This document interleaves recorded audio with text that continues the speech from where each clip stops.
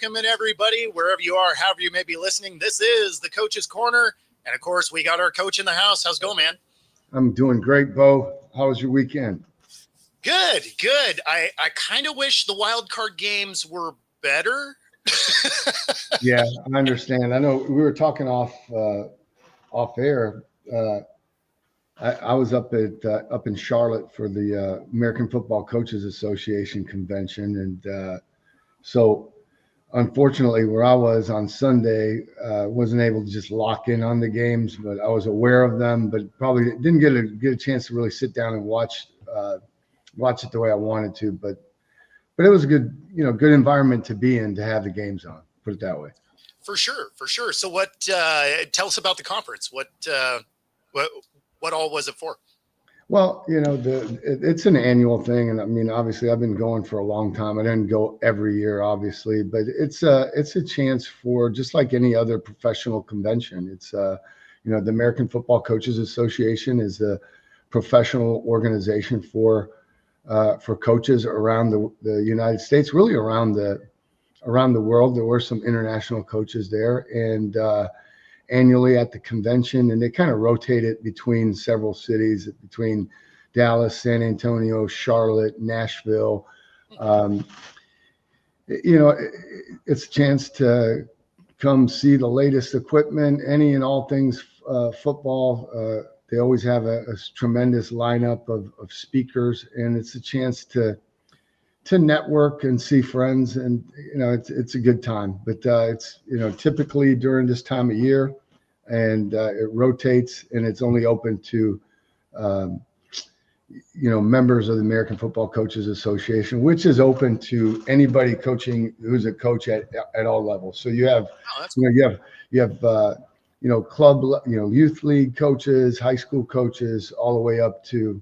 You don't see many professional coaches because they're still in season, or their season just ended. I mean, the entire time I was in the NFL, I probably only had an opportunity where I could go. I think 1 year or 2 years, I was able to go. But certainly when I was coaching college, pretty much went most years.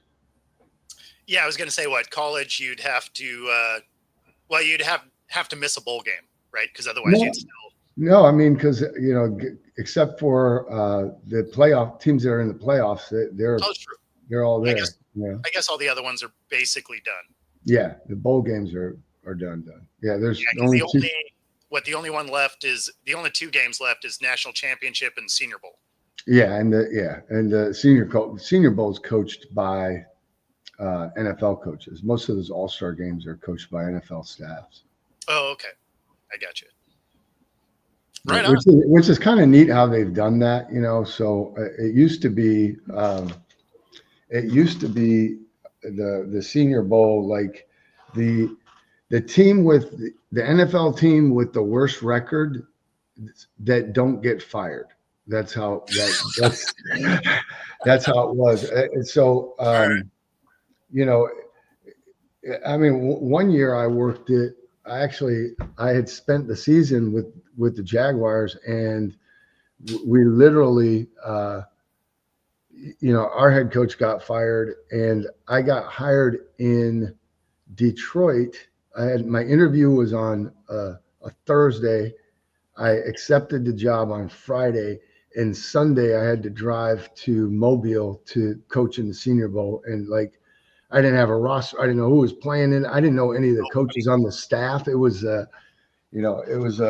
crazy time. And if you know anything about coaching in all-star games, the absolute worst job to have coaching an all-star game is coaching special teams.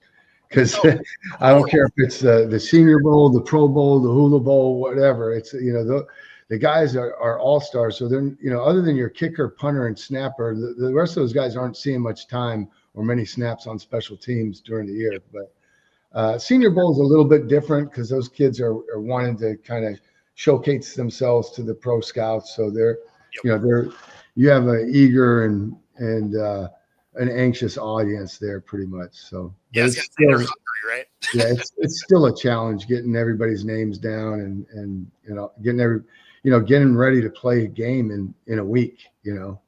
Yeah, that's where the painter's tape with the with the names Yeah. written.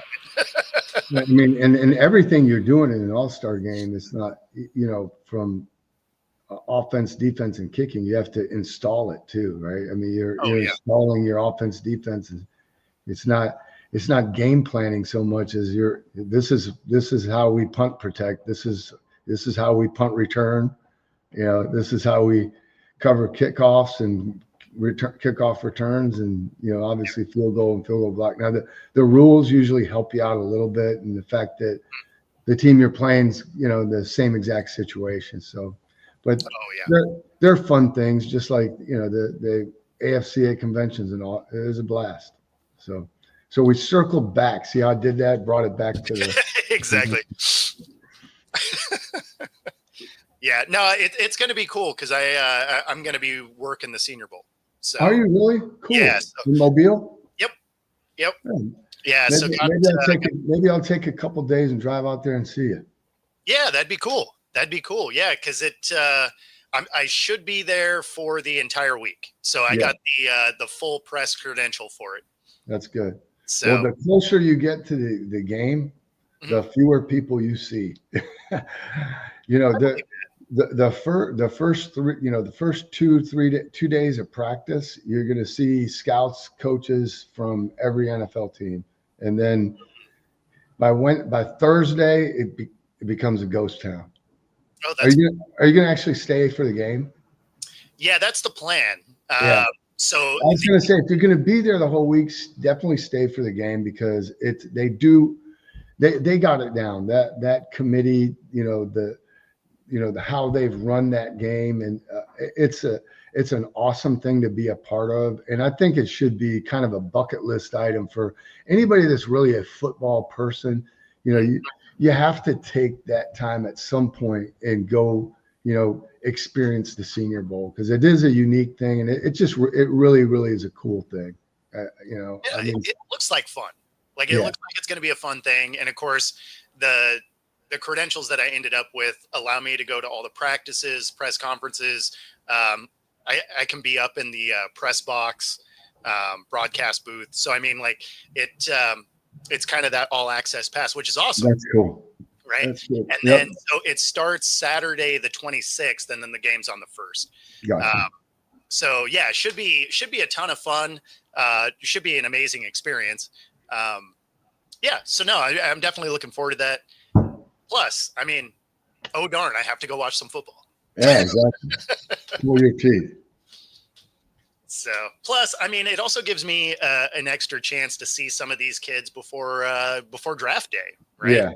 Yeah. Now, what's your travel flight look like from Washington all the way out to Mobile, Alabama? Because that's the one thing. Mobile is not the easiest place to get to. It's like you kind of have to try to be, and it's a great city. It is a tremendous. You have to go to Wenzel's and get seafood. Right? Okay. I'll give you the whole list, but there's some really neat spots there. So believe it or not, flying from here isn't so bad, because you're going to have a layover in Houston. Okay. And Houston is so when you're flying out of Seattle, because Seattle is inevitably, you're going to have a layover somewhere. Yeah. So, you're either going to end up in LA, in Phoenix, Denver, or Houston. Like those are the 4 spots that you're probably going to land. There are, if I was going to Miami or something, obviously you can get a direct flight there. No direct flights to Mobile though. That's not a real thing. So I was doing some Googling, right? Cause I'm just like, okay, I don't really know anything about Mobile, but it's the size of one of our suburbs here in Seattle, right? So I mean, it's not like it's a big town. I knew that. So I'm like, okay, well, what are some things to like see while I'm there, and things to do, whatever. And first thing that comes up is the Battleship Museum, right? Yeah, so that popped up. That was the main thing. It was like, yeah, look at this.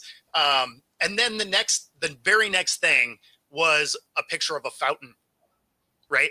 And it's not like some amazing elaborate fountain. Like it's something you'd find in a retirement park everywhere, right? I was just like, man, that's the number 2 thing. And then like the third thing was just like a kid's park. I was just like, oh, okay, so this really isn't a big town. No, it's not. There are, you'll see this though when you drive through some of the like near downtown is kind of like some of the older neighborhoods and stuff. Oh, There's okay. some really cool, like turn of the century, homes they have to be, I want to say they got to be like over 100, 100-year-old homes. You'll see what I'm talking about when you get there. I got you. It's cool. People are really super friendly there. You're going to have a great time. So you go from Seattle, Houston directly into Mobile then? Yeah. Yeah. Okay. That's not bad. That's good. Yeah. No, that's an easy flight path. Yeah. Yeah. So, I haven't booked that ticket yet. I'm still kind of checking to see, if there's a different layover that makes sense. Because the one thing good about layovers from Seattle is I know people in a lot of these cities. So it's like, well, do I have like a longer layover and have lunch with somebody I know in the town I'm flying through? Because I always feel a little bit bad. I'm like, yeah, I flew through your town today. Didn't see you, but I flew through.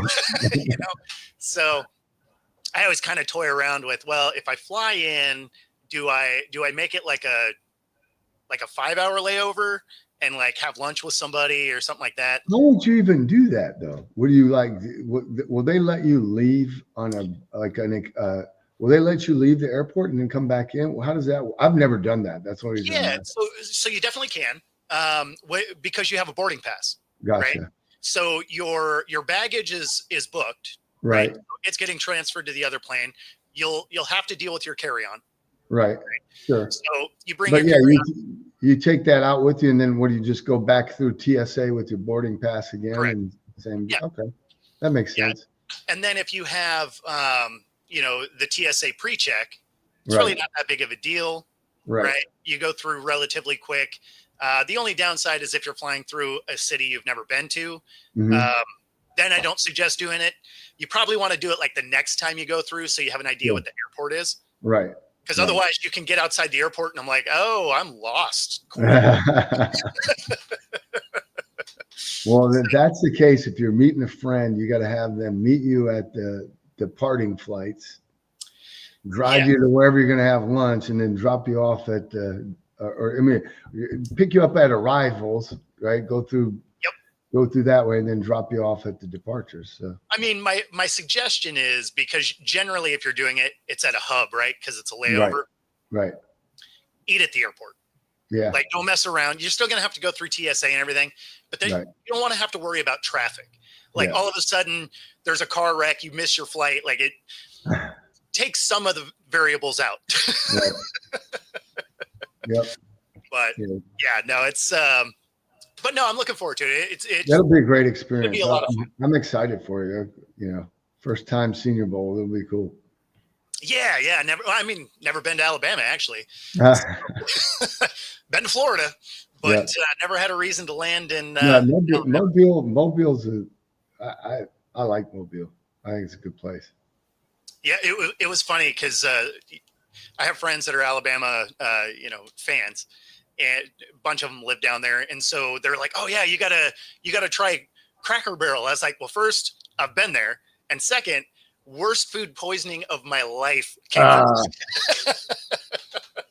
I was like, I'm not gonna lie, I'm not gonna go to Cracker Barrel. Yeah, it's never good. Never good.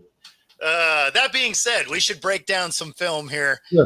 And, this one, it was unique because we haven't seen it since 1976. Incidentally, the Chargers were the last one to do it. So yeah, isn't that wild?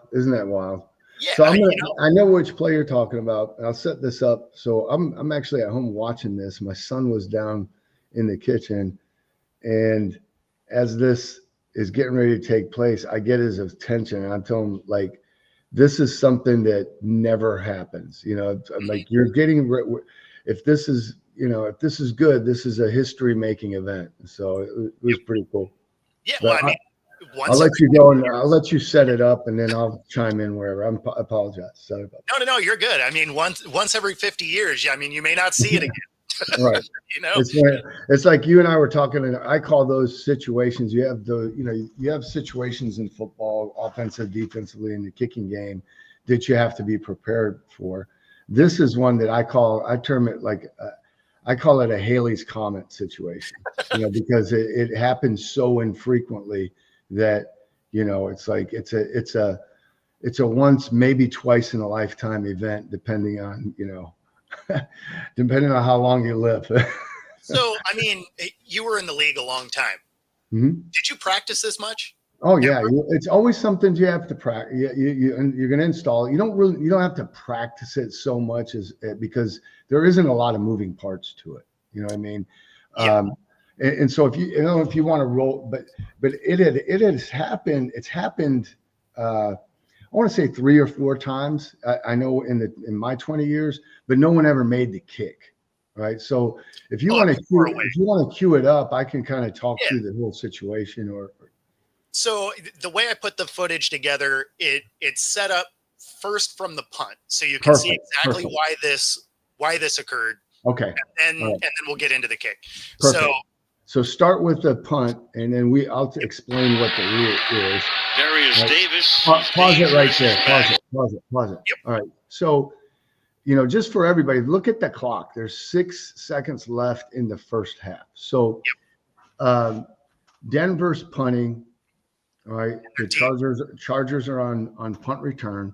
So, just so everybody understands, the time and play, the time that this takes place and where they are on the field is critical to this play. So, on a fair catch in the rule book, in the NFL rule book, anytime a team successfully completes a fair catch, they have one of 2 options. They can either take possession of the ball on offense, or they can attempt what's termed as a fair catch kick, or a free kick after a fair catch.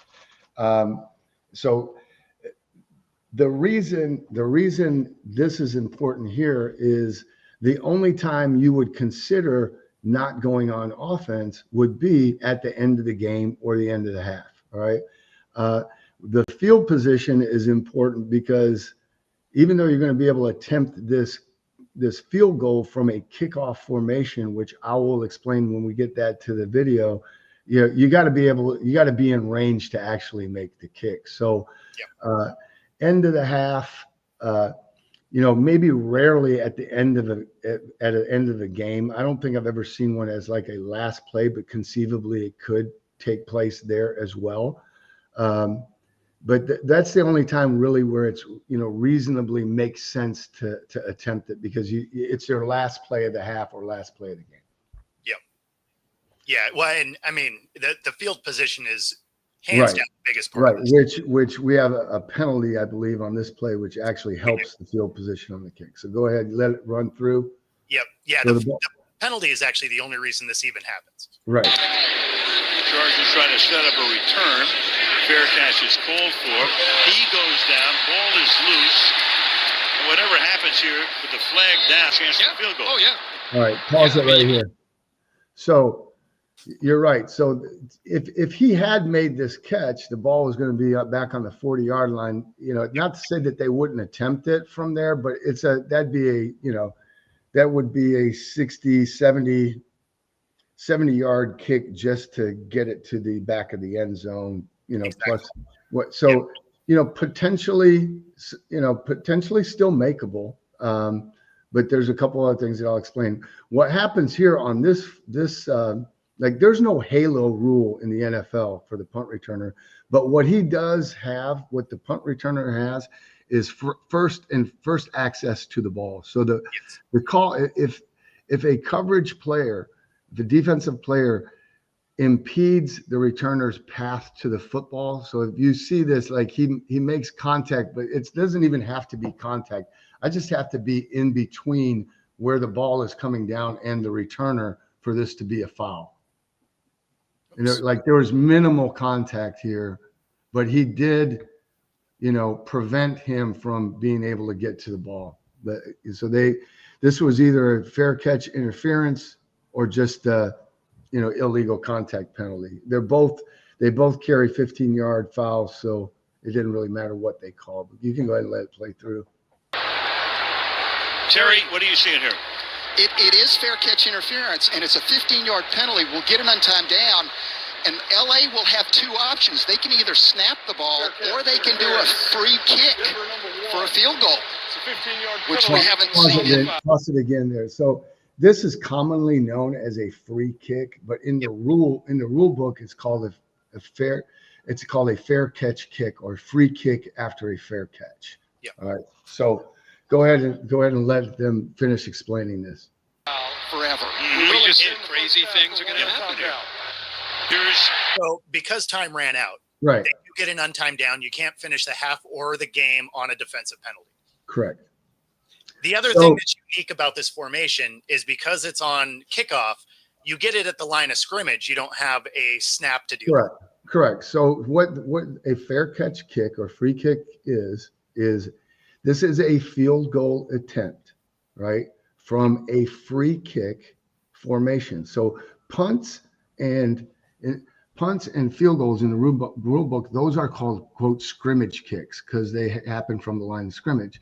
A kickoff is a free kick because it's, from the 35-yard line, kicked off the tee. Now, in this instance, right, because they are attempting a field goal, the one difference in this is you notice that there's a holder out there because you're not allowed to use a tee in this situation.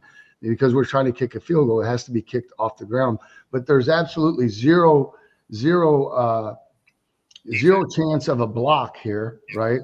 And Denver has their kickoff return team on the field because if it falls short of making a field goal, if it ends up anywhere in the end zone or on the field of play, it's going to be a live ball and it can be returned. Now there's no onside kick here. Right. There's no threat of an onside kick. There's, not even a possibility of an onside kick. The ball, like a missed field goal, I believe like a missed field goal, the ball, no, scratch that. It can be returned. It's going to be a returnable ball once it's kicked if it doesn't make the field goal. So absolutely. Those are the key things. It's a field goal attempt from a kickoff formation. The ball has to be kicked off the ground.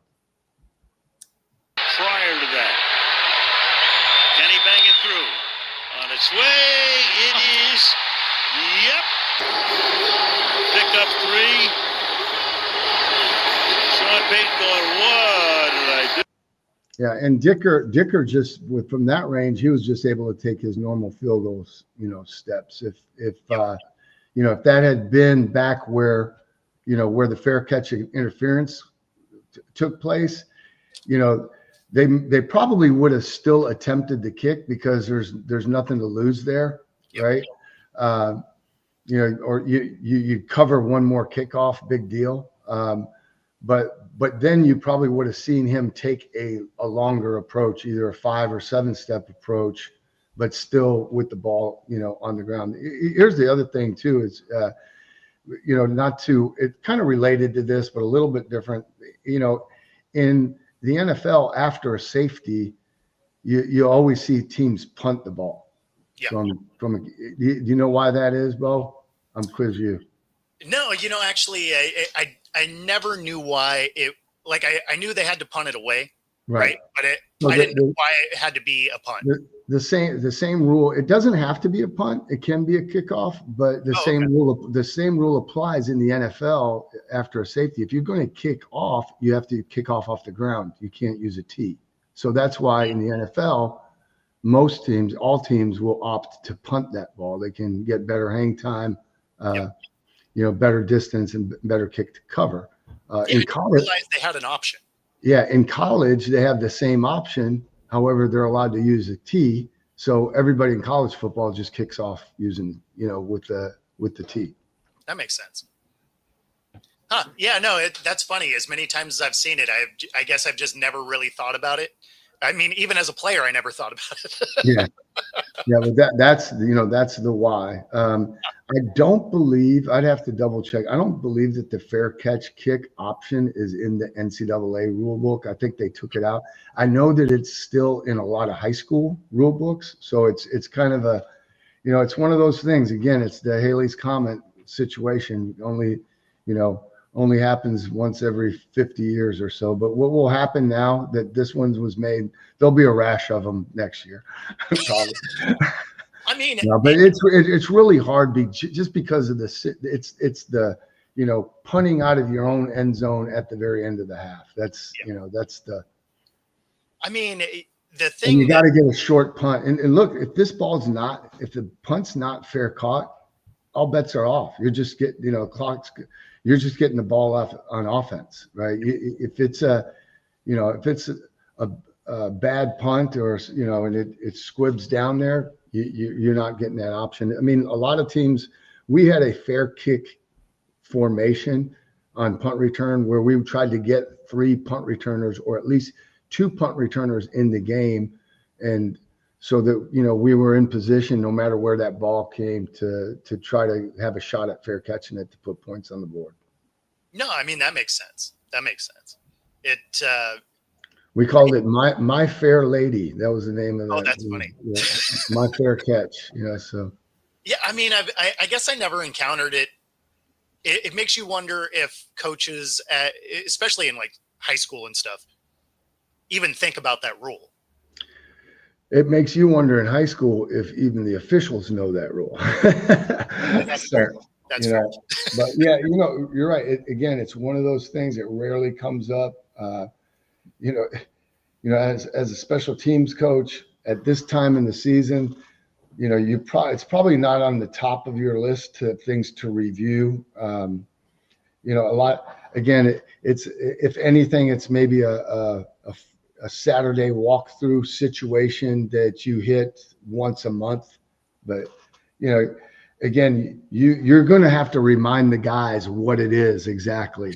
Again, because there's probably a couple guys that maybe weren't in your meeting when you installed it because they were on another team or, sitting on someone else's practice squad, which. Oh, yeah, that's true. That's the one thing in the NFL you have to always be cognizant of is that the roster, the roster will change a little bit, throughout the course of the season because of injuries and that sort of thing. Yeah, no, I mean, that's true. It's a little bit fluid there. Mm-hmm. Yeah, no, it's, I don't know. It's always cool when you see some of these low probability plays pop up, though. Yes, absolutely. It gives you, it makes you realize how deep that rule book is.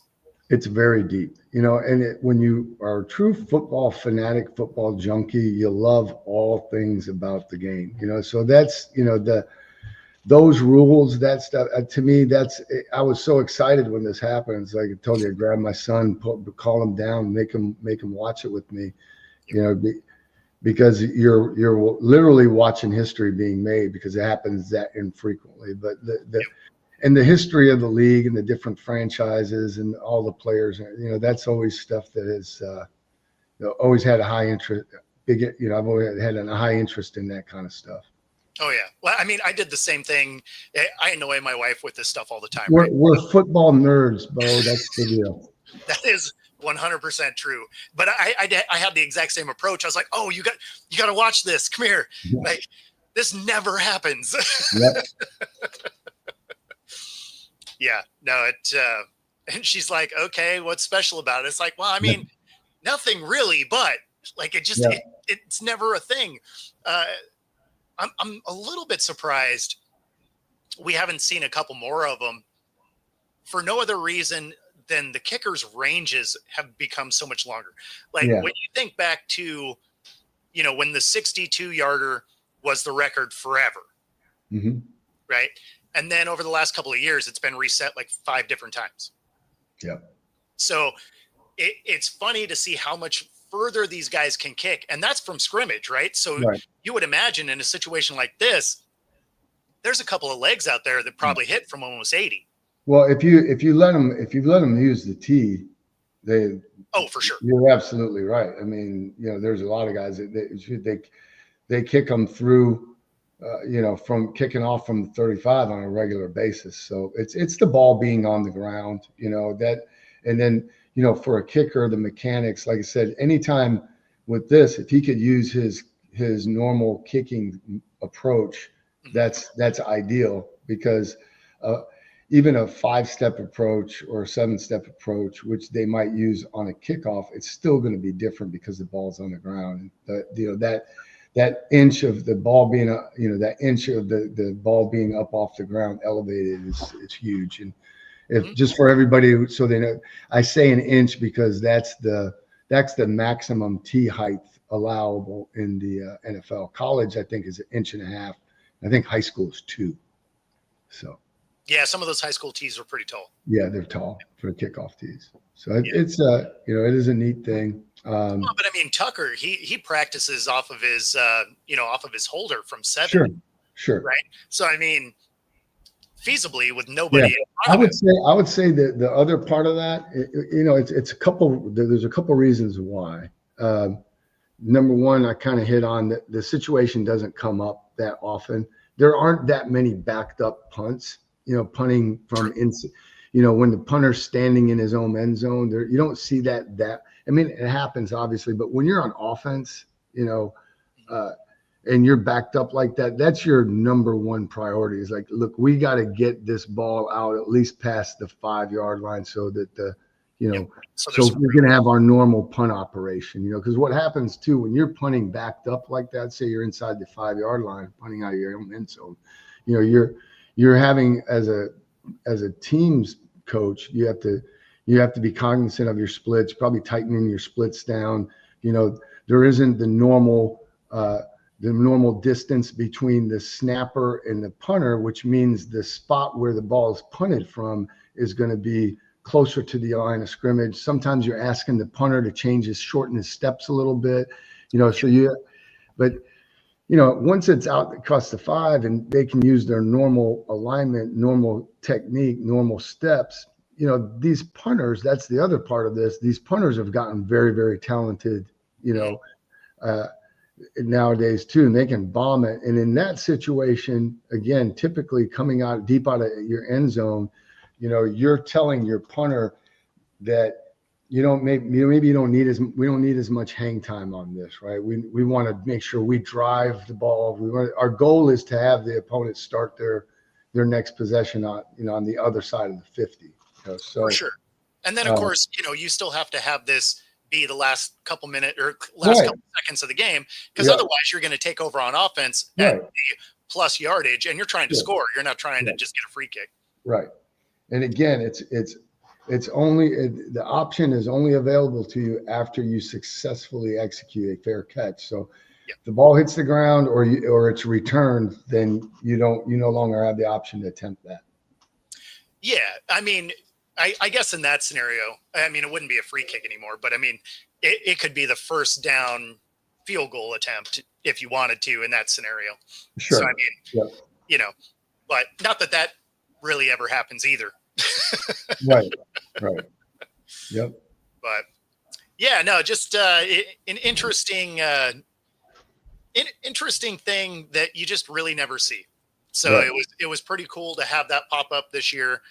Well, that play will live on every special teams coach, probably most of the head coaches, and anybody that's responsible for game management or game situations.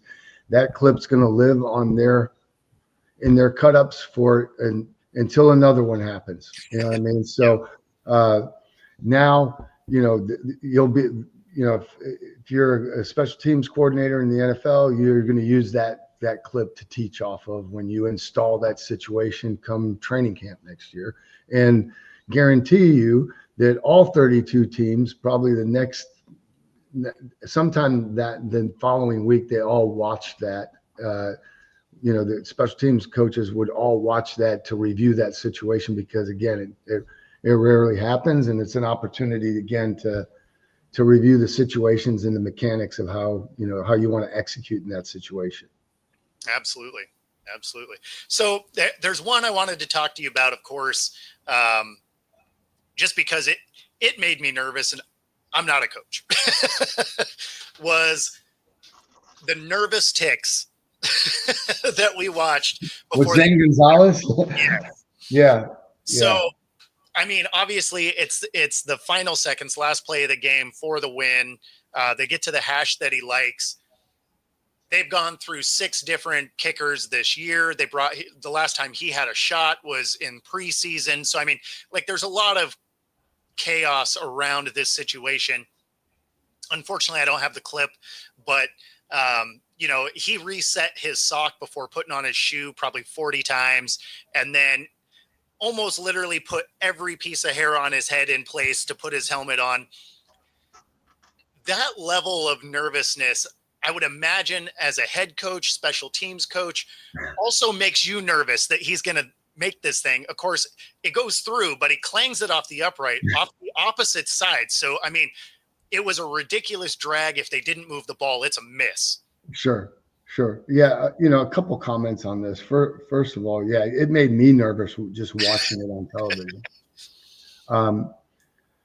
But in Zane's defense, like, I don't know him, I don't know what his look, high performers, right? High performance players, which these guys are, right? They're everything's about routine, and whether it's your weekly routine, this is what I do on Monday, Tuesday, Wednesday. All right. Your pregame routine. This is how many kicks I take, all the way down to your pre-kick food. Yeah. What you eat, your pre-kick, and then your pre-kick routine, so if that is along the lines of what he typically does normally, whenever he's getting ready to kick a field goal, then there's nothing odd about it, right? So I didn't get the feeling with that because of, especially with the sock deal, but so I would bet he does once, right? Like he probably gets the seam just right, puts his shoe on, right? And he probably does kind of do this and then put his helmet on. But I think the moment was so big, there was so much writing on it. It was the first. Right. He felt something on that sock, and it entered in his mind. It got in his mind, and the only way, if he didn't do something with it right then and there, then he probably, it probably would have been worse, because his mind would have been on that. You know what I mean? That's what I was going to say. He would have been so hyper focused on his foot, he'd have probably Charlie Brown the ball. Right. But like I got asked this, I think it was at the convention. And I'll tell you who asked me was a guy that we've had on the show, Dan Lundy from Fort. So Dan was like, and he already knows the answer. He's a kicker. He's like, as a special teams coordinator or as a head coach, were you, did you ever say anything to your kicker, prior to sending him out there? And I'm like, hell no. I don't want anybody talking to him. You know what I mean? That's like somebody coming up to you and giving you 10 coaching points before you hit before you attempt a 20-foot putt that you have to make, right? And it's like, you don't want to, you don't want to hear all that stuff. You know what I mean? And then the majority of the time, it's all well-intentioned, right? You have people, trying to pump them up, encouraging them, hey, we believe in you, all that stuff. But those guys need to stay in their own head and their own routine of effective self-talk, visualization, and all of that stuff. And so, yeah, I've seen that, unfortunately, a couple, too many times where, people think they're trying to help, but it really doesn't help. Yeah, no, I mean, I get that. So like as a DB, you would have never wanted somebody to come and be like, hey, you need to adjust your footwork ahead of this receiver on this play. It's like, you're already burned. The play hasn't been snapped. Right. Yeah. And I mean, like for me, the practice reps have been, because this is a technique, right? It's not a game adjustment, right? It's not like, hey, hey, next time, Bo, you're going to take the flat and I'll go, I'll rob the curl, right? this is something that he's got literally millions of or at least hundreds of thousands of repetitions doing, right? So yeah, because I mean, it'd be one thing if you came out to that DB and you're like, hey, on this guy, shade the outside. Sure. That is something you can do in game. If they're like, yeah, change your footwork, you're like, yeah, that's never gonna happen. Like, Right. you know, and I feel like that would be what would happen to a kicker if you went out there and disrupted it. Like, you don't do that the rest of the time, and you do it this time, you might make him miss that kick. You know, right? I don't know. But what it does is you're not going to make him miss a kick, but what you're doing is you're interfering in his normal routine and of his thought process and what he wants to be or what he's trained himself to be visualizing and saying to himself in his head before he gets ready to go out there and do his job. Yeah, no, absolutely. It, I don't know. I just, the whole time I was watching it, I was like, man, I am nervous for this guy. And then, you know, to take it the step further, say he does shank that thing, which again, he was only a couple inches away from doing. Then you get into overtime. I feel like confidence is low. Oh yeah, absolutely. Like, because then he was that much in his head already. Sure. Now you're in an even bigger situation. Right. All of a sudden, well, that's the thing. That's the thing that you always, right? You worry. You're always concerned about that as a coach, not with just individual players, but with teams as well, or units. Is you don't want to let I always used to say let's not let this team beat us twice. You know what I mean? So yeah, you have a bad loss, you take an L, right? You have to make your corrections and move on, because you've got another opponent. You can't stay in the past and hang on that one too long. Just no different than a player on the field. It's like, this, and what probably the most important trait for a defensive back is to have, extremely short-term memory. You have to be able to wipe that slate clean and move on to the next challenge and the next objective. And so, yeah, you're right. When that's why they say a lot of times they'll come in streaks, right? Missed field goals. And I can't think of an example specifically right off the top of my head at this second, but I know we've seen that happen here recently, numerous times where Tucker. Yeah. Tucker and Koo, actually, both of them. Yeah. They've had a rough year. Yeah. Moody had a couple games like that this year. Oh yeah. Jake. And I like Jake a lot. Mm-hmm. You don't, because you're a Seahawks fan. Yeah, I mean, I can appreciate a good player.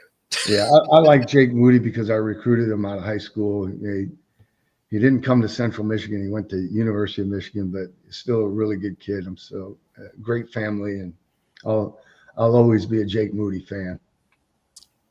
Yeah, no, it's funny you say that. You should have a short-term memory.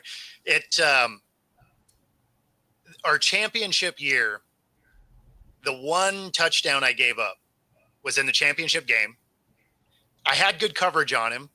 He made this miraculous one-handed catch. And where my coverage was bad is it was in the back corner of the end zone, and I didn't push him out. I made a play for the ball. Gotcha. I missed the ball. He got a one-handed catch, landed in bounds, touchdown. Right. That one stuck with me because what I would never make the mistake of doing again is using the sideline as my secondary. Most of the time I'm with you. It immediately out of my mind. That one stuck with me from that moment forever. Yeah. I was so mad at myself from that one. I can see that. Yeah. We still won. So, that's the important thing.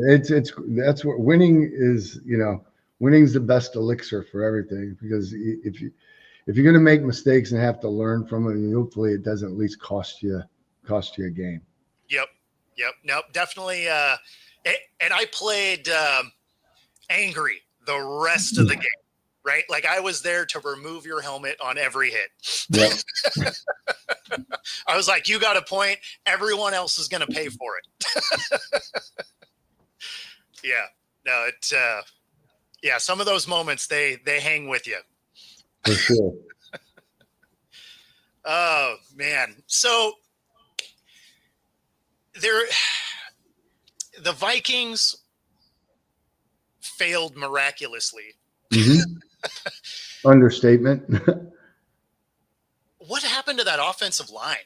I mean, don't get me wrong. Darnold contributed to the problem, right? He started getting happy feet. He got sacked 9 times, though, so having happy feet makes sense. But that offensive line was just a turnstile. Right. I mean, look, I was impressed with it because I was just impressed with the Rams defense, which I know I've been critical of over the year, over the course of this year. But man, they really turned it up. You look at, I'm just their defense, sacks per pass play, they were ranked 18th after the regular season, the Rams. So, not even in the top half. Yeah. Looking at Minnesota's offense, sacks per pass play, it's been an issue. They were ranked 23rd. So, okay. Whether it's Sam hanging on to the ball too long, guys getting, not doing a good enough job up front, probably combination, but they were giving up sacks and pressures. Look, great job by, the Rams to put them in those situations where they come after it. And just like a lot of games, if you end up stinking it up early and find yourself behind, and now you have to, you're playing from behind, you're not probably doing that and handing the ball off 50 times. You know what I mean? You've got to, you got to be, in the game throwing. Where I would be a little bit critical, I thought at the end of that third quarter and certainly going into the fourth quarter with the way the game was so lopsided that I thought Minnesota maybe waited a little bit too long to try to get to their hurry up offense, even if they wanted to run the ball. You know what I mean? I just think that they're snapping the ball with. Did they ever get to the hurry up? Because they got to it but I thought they should have gone to it a little bit earlier. And even still, they're kind of in a modified. But when I see on a running clock and you're snapping the ball with 5-6 seconds left on the play clock, to me that's you need to be. Look, we're down more than 2 scores. They're going to get the ball in between our possessions. Not only do you have to score on the possessions that you get, because you're only going to get limited numbers of them. You have to do your side. You have to work the clock on your side of it to try to conserve time, because when the Rams get the ball, which is exactly what they did, they were using every second. They treated the fourth. They were in their 4-minute offense midway through the fourth quarter. No, and that's why I said, like, they never really looked like they were in hurry up. I mean, they weren't necessarily huddling every time, but they were walking to the line. They were doing kind of longer running plays that burn a lot of time. I mean, 8 minutes to go, you're down 3 scores, and no one's hustling. Right. Yeah, I mean, it looked like they had given up. Right. And it was just like, man, that's such a bad look. Like, this is still your shot to showcase. And we watched the Seahawks, in the championship game against Green Bay, come back from 3 scores with 4 minutes to go. So it's not like you can't do it. Right. So the fact that there was just no urgency, really the whole fourth quarter, it seemed really bizarre to me. And honestly, the Vikings never really looked the same after that was deemed an incomplete pass, even though that should have been a fumble. Right. I mean, flicking the wrist with your head almost touching the ground, that doesn't say forward pass to me. Right. And after that call was made, the Vikings were never really in this game. Right. Right. And unfortunately, I didn't get to see a lot of the early part of that game. You know, I got back to my hotel, you know, I was midway through the third quarter. So I just got back. I was like, wow, how did this get out of hand so quickly? So, yeah. No, that was another one I wanted to get the clip because I wanted your take on it. No, I'll bring it next week. okay. It ended up, not only was it called a forward pass, but it wasn't even intentional grounding because I believe it was Puka was in blocking. Yep. But he was engaged. So in theory, he shouldn't have been really a receiver anyway, right? Yeah, like, but the rule only states it has to be a receiver in the vicinity. You know what I mean? If it's an eligible number, you're good. Technically it's an eligible number. Yeah. You don't. You just have to have the awareness to get the ball somewhere where to check the box on the rule. You know what I mean? If it's the same throw, Pakua's wearing a 70 number, then it's oh yeah, that's a flag all day. Yeah. No, it was just I don't know. It felt like they did Minnesota dirty right there. Yeah. Look, you know, we have practice situations where you know, like the holder on field goal, right? You have, you know, now most of the time you're taking the clock all the way down, you know, but one of the advantages, if you're at the end of the game or end of the half, and you're kicking a field goal on an, you know, that's not on fourth down. If you're kicking attempting a field goal at, you know, on third down and rather than let the, you know, clock run down to 4 seconds, you know, which they say on a field goal, on any field goal attempt, at least the minimum amount of time that's going to run off the clock is 4 seconds, right? So that's why everybody gets it down to 4, and it's, you know, you're going to live with the result. If for whatever there was a stoppage, say you had 10 seconds and it's third down, and you get a bad snap, we would practice that with the holder where he would clock the ball at the feet of one of the wings in field goal protection.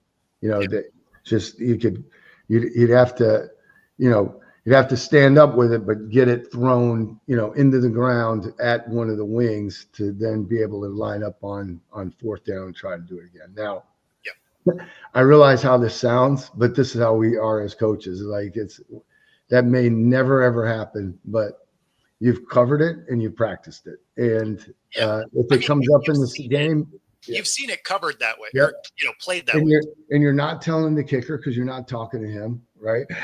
But you're telling the holder, look, it's third down. We have 7 seconds. If this is a bad snap and you don't like it, all right, you get up and you clock it. Don't try to run it. Don't try to throw a fire call. Just get it incomplete as quickly as you can. And we should have enough time to, you know, to try it again from the same spot. You know what is interesting is, you know, usually when you are practicing that, it's because it's a low snap, it skips in, something like that, right? I don't know if you've noticed this, but I noticed this over the last couple of years. Your long snappers are missing high. Like you don't see anybody miss low anymore.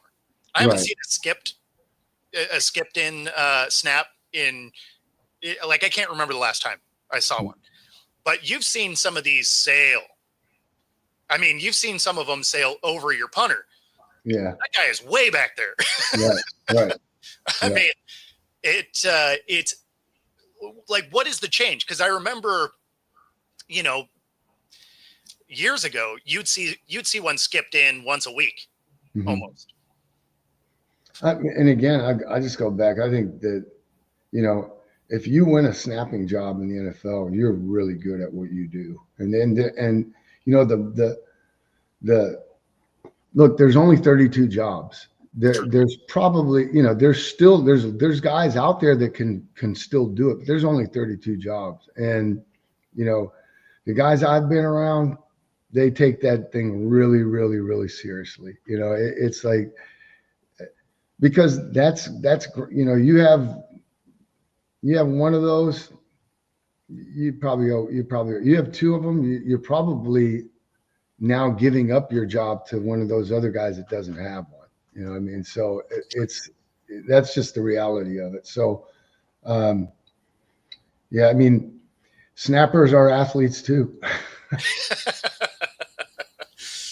Yes. Even though you can't touch them. Yeah. Yeah. No, it's kind of been funny because, you know, where you used to see them get sailed or skipped, now you really don't ever see the skip. Yeah. Like the skip very rarely ever happens anymore, but you see a lot of them sail still. Mm-hmm. Yep. And then obviously you see a lot more. You see that more in college and obviously in high school than you do in the pros. We don't see that many. Let's put it. That's fair. Well, of course, you would hope not.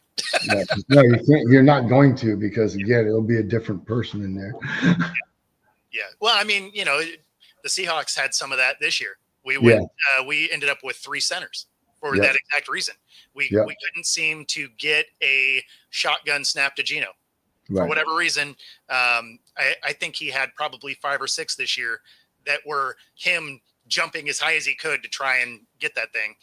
And you know, as a coach, and I'm sure as a coach, that's the most frustrating thing, because you know, that people that watch you, is like, as a fan, you're thinking, man, if we can't get that right, then we're in trouble. I mean, you got to be able to at least snap the ball, right? So your basic mechanics have to work. They have to. Like nothing else works if your quarterback doesn't have the ball. Yep. So yeah, no, it's I don't know. That one as a fan was rough to watch. As an analyst, it was also rough to watch. Because, you know, as a fan, you're just like, we can't do that. And as an analyst, you're like, what is wrong with the mechanics that's being taught? Because this wasn't one guy. This is 3 different centers all having the same problem. Mm-hmm. So then all of a sudden you're looking at, okay, well, where in the O-line coaching is there a breakdown? Mm-hmm. Because as a fan, you're not looking at it at all. You're just like, that can't happen. But when you're analyzing how that works, you're just like, there has to be a mechanics item that's being taught for 3 different people to have the same result. Like there's got to be a tweak, just something. Mm-hmm. And maybe not. Maybe they happen to all fall in the same year, and it just was unfortunate timing. I mean, you know, it could happen, but I feel like there's an underlying thing that you'd probably want to be looking at. Yep. But anyway, that gets us to the top of the hour. It always goes super quick. Sure does.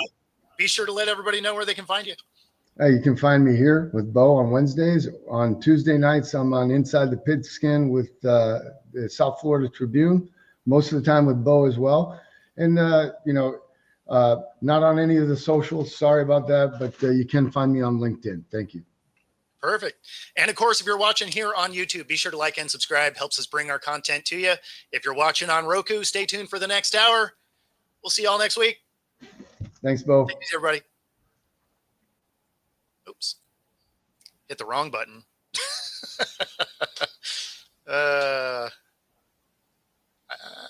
Okay. Ah, there it is.